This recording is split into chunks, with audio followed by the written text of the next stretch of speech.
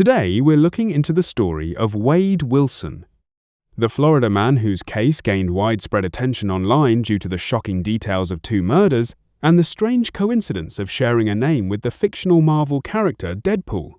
What began as a criminal investigation quickly turned into one of the most talked about true crime cases on social media.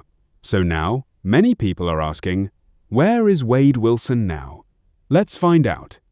The case dates back to 2019 Inches, Florida, when Wade Wilson was arrested in connection with the murders of 2 women, Christine Melton and Diane Ruiz. According to prosecutors, Wilson met one of the victims shortly before killing her, then later murdered a second woman the same day.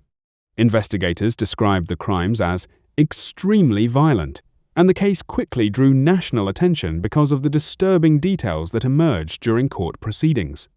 Over the years, the trial gained major traction online, with clips from the courtroom spreading widely across social media platforms.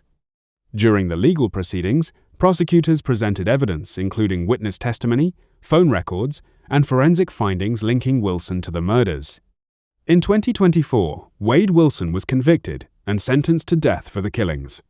So, where is Wade Wilson now? As of now, convicted murderer Wade Wilson is incarcerated on death row at the Union Correctional Institution in Ryford, Florida.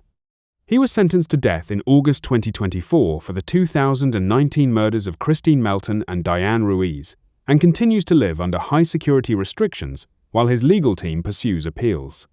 Like many death penalty cases in the United States, the appeals process could take years before any final outcome is reached.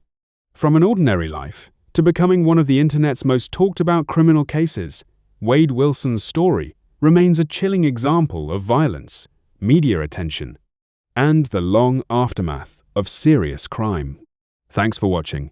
If you want more stories like this and updates on where people are now, don't forget to like, comment, and subscribe and let me know who you want next.